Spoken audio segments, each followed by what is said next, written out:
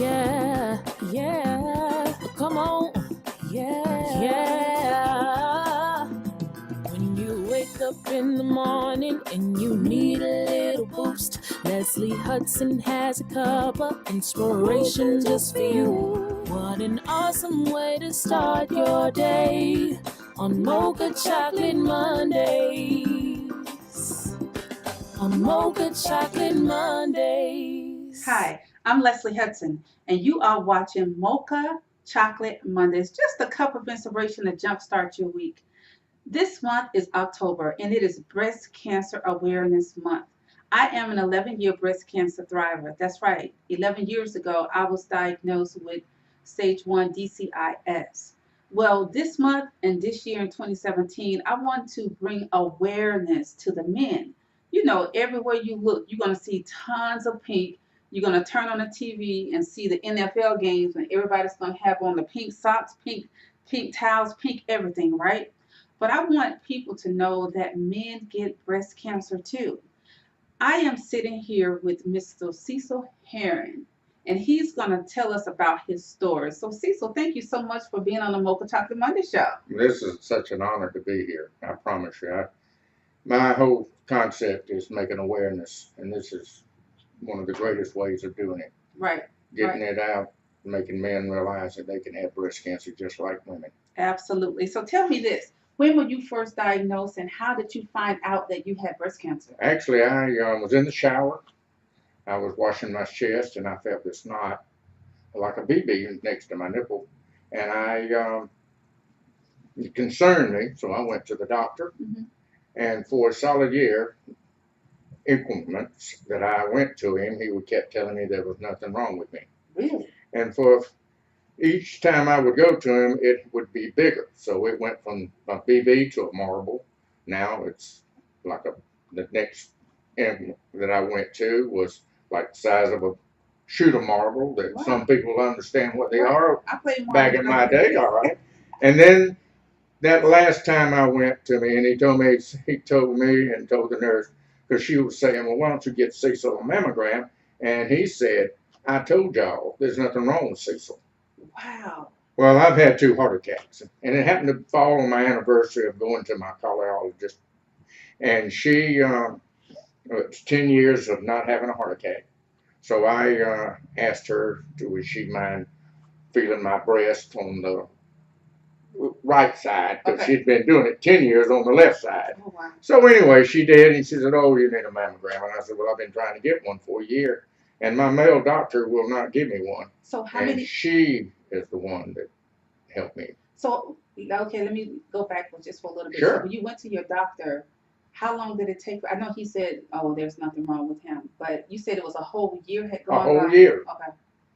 Whole year that I went, and it kept getting larger and larger. By the time I got to my cardiologist, she said, I mean, it was the size of an egg, boiled egg. Right. And she says, I'm not saying you have cancer, Right, but you need a right. mammogram. So I asked her, I said, well, who's going to get me a mammogram? Because I ain't going back to him. And she Right. says, I'll take care of you. Okay. Okay. So she did, and she got me a mammogram on December the 16th. On December the 29th, they did a biopsy on me. Mhm. And January the 3rd, they told me I had breast cancer. Wow. And January the 17th, they removed my breast. So on January 3rd, when you heard that news, That those was- words, Let me tell you, it was the most devastating moment of my life. I've had 2 heart attacks. They scared me. But this put the fear that you will never know, because cancer is so much more drastic than it is for a heart attack. Even though a heart attack's scary, don't get me wrong, but they can give you so many things now with a heart attack, and you're not worried about it. right? But with cancer, just takes one little cell that could multiply Right. into millions. So that's why I like to promote men's cancer. So what stage was the cancer? One. It was stage 1. Stage Okay. 1. So I was able to go to only have to take tamoxifen. Okay. That's what I take every day. I try to my other, I guess, my other Physician, doctor. medicine Okay. is God. All right. Hallelujah. That's what He gives me the strength to get up in the mornings. He makes a positive impression on me every day. And I know if I can save one man's life, I've done something, or woman, Right. because I have raised thousands of dollars for women and Right. men. But knowing that what I do is making a difference. I'll never make millions, but what if I could save millions? Just like what I'm doing right this minute, this televised part is going to make a difference with a lot of men Right. that they got their heads in a hole thinking they can't have breast cancer. Yeah. I go up to men and women every day. This is something that I do every day. And even with y'all at a restaurant, Right. y'all were getting food. Right. I already had a man going. I saw you in action. I did. I went right to him and said, look, and started talking to him and telling him about men's breast cancer. And no, he did not know that he could have breast cancer. Wow. So you just saved another one. You just As a possibility. educated I asked him if he had sons, and he said yes. I said, well, you need to call their wives and tell them they need to check their husbands tonight. So, yes, yes. But this is what I do. Is I've been real fortunate and been really blessed in being able to raise money. I have an endowment at Augusta University, Georgia Cancer Center for men only. I've raised hundreds of thousands of dollars to help men, and I've done the same for women, thousands of dollars for women. So when you tell people your story, when you tell another man that you had breast cancer, they're shocked. They're shocked. They're once in a while you'll find someone that has heard about it. Very seldom. 90% of the people I talk to have no clue. Even I've talked to nurses, and they didn't even know a male could have breast cancer. Mm. And so many people don't realize what you can do by just spreading the word with your mouth. Right. And I'm not one to keep my mouth shut. I can't keep a secret, but I won't do a speech. I stopped doing speeches for men. Now, if it's women involved in the audience, I'll do all the speeches you want to do. Because if that husband or boyfriend or someone has told them that they have had, or got a little problem or whatever, that woman's going to make sure they're going to go to the doctor. You're right. You're absolutely right. So that's what I do. Now, what's interesting to me is that being that I am an 11-year breast cancer thriver, my treatment was tamoxifen as well. So I didn't realize that that was the same treatment for you. So did you have to do, I know they did the biopsy. Did they do a mastectomy? That's all. That's all they did? Yeah, I got a full mastectomy. Okay. I got one breast, okay. Just like women. Right. And I have been in many fashion shows. I have a men's cancer walk, the only one of its kind for men's breast. Okay. I've been to the Capitol, the state Capitol, and had my proclamation signed by the governor, Governor Deal, and he for men's breast and prostate cancer awareness month for the month of June. I won the Jefferson Award. It's called the Giving Your Best Award in the WJBF Channel 6. And then I was really blessed and won one of the 12. I was the one that went to Washington, D.C. to talk about men's breast cancer. Okay. Now, being that men don't regularly get mammograms, no. We do. You know, they right. tell us that by the age of 40, you should be having a mammogram each and every year. So how do you feel about that as far as men? You know, what? I tell every man that I talk to, when they have a physical, they need to insist on their doctor to check them above their waist. All they do is check men below their waist. That is the problem, because there's so many men go to a physician and they don't touch anything above their waist. And there's many men that I have had come back to me at a later time and say, you know what, my doctor found a lump, but it was negative. But he's going to keep an eye on it now. Right.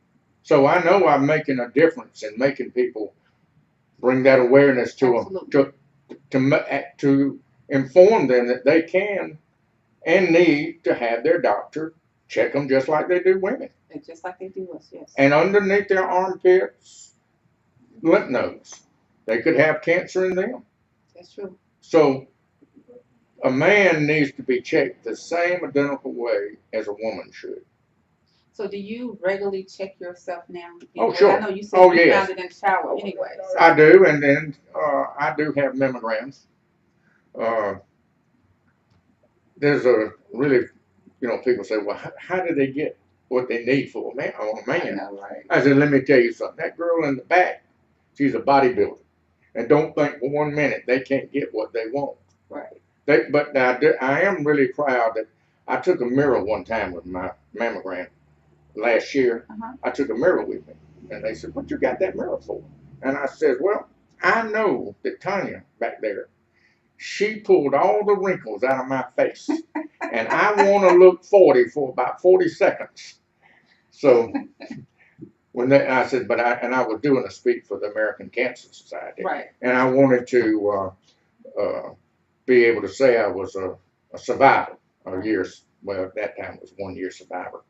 And that's been about 5 years ago. And she, and the doctor says, well, I'm going to tell him his results, but I just want to meet the man that brought a mirror.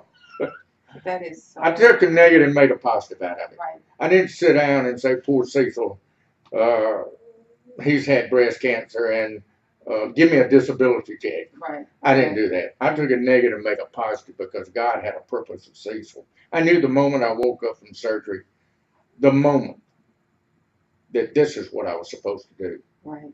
And I have not stopped. I was allowed to join a women's group, sport group at another hospital, and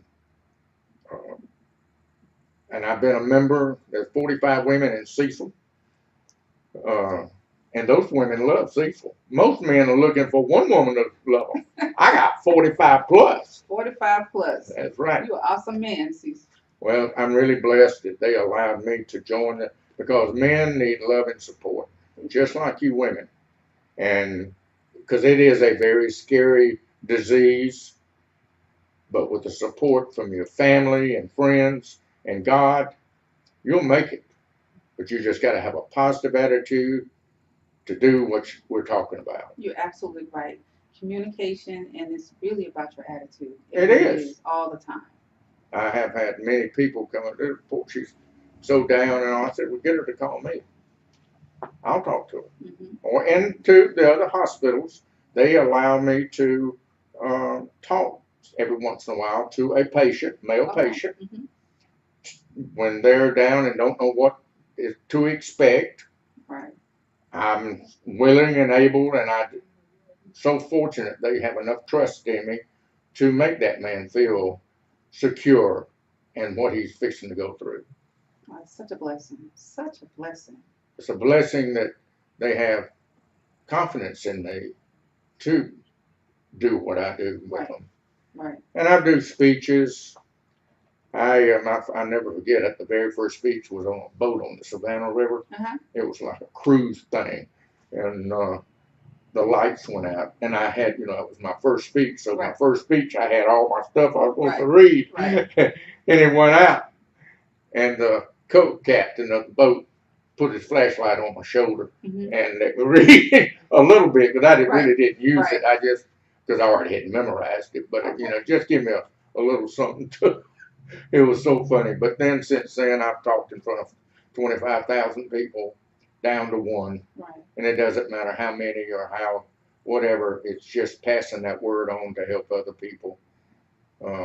That's awesome. So how often, what is it, one in how many men will be diagnosed with breast cancer? It's 1% of men. 1%. And it's 2,200 men a year. So that's like, and 40 will die. Each year? That's each year. 40 will die out of the 2,200.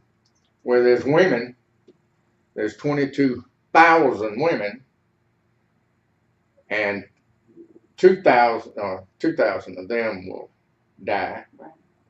And so it's a big difference between men and women. And Okay. just like normal cancer is every 45 days, there's 67,000 people die. That's 536,000 people die a year in some kind of cancer, Right. and that's 1,460. Okay. So, so it's been 5 years now. Right. Well, yeah, 5 years and 10 months. 5 years and 10 months. Have you had your big 5-year celebration yet? Generally. Oh yeah, actually, my celebration was having to accomplish having men's cancer walk. That was my birthday, January 1st, but knowing that I had on June the 3rd of 2016 to have my first men's cancer walk, that was for men's breast cancer. That was really the ultimate awesome. of my. What a great accomplishment. And then this year I had my second one. But next year I'm not going to have a walk. I'm going to have the Harlem Globetrotter Legends come. All right. And on the 23rd of June at Augusta University. Okay. And we're going to have a called a toucher truck, where the kids can come and get into bulldozers and big truck 18-wheelers and all kind of different equipment that they can get in there with their parents and touch them and blow the horn and have a really great time. And then we're going to have a clinic with the Harlem Globetrotter Legends. Awesome. And there for an hour and a half, they'll practice with them. Great. I'm going to have to come over for that. And then the money that comes from that goes to my endowment. And all the money, I have never received one dime since I've been raising money from Cecil Herrin. Every dime that I raise goes to my endowments to help someone. And then we have the basketball game usually around 7. And it is so much fun. It sounds like it. It's the older guys. It's not the younger guys. But let me tell you something. They're just as good as you can believe, I'm telling you. And they're so personal with the children. It's like a glob of children when they first get there. But by the time they get through with the hour and a half, they're doing line and throwing the balls and just having a great time. Awesome.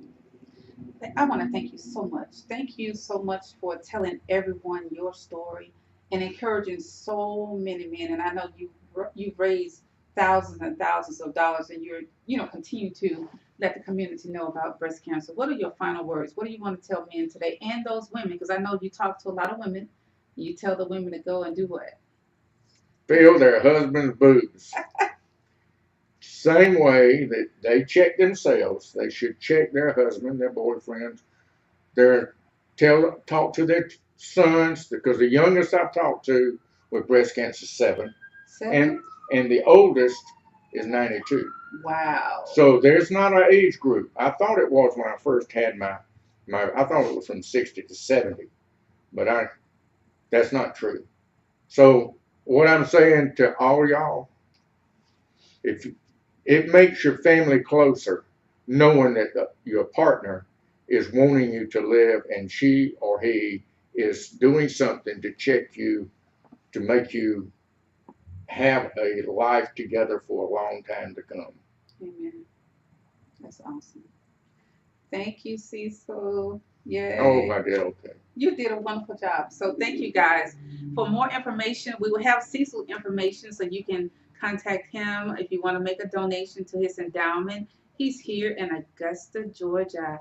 And I want to thank you so much for tuning in and watching the segment on Mocha Chocolate Mondays. Just a cup of inspiration to jumpstart your week. So stay tuned for next week, where I will be interviewing another young man who's gone through breast cancer as well. Thank you. Yeah, yeah, come on, yeah, yeah. When you wake up in the morning and you need a little boost, Lesley Hudson has a cup of inspiration just for you. What an awesome way to start your day on Mocha Chocolate Mondays. On Mocha Chocolate Mondays.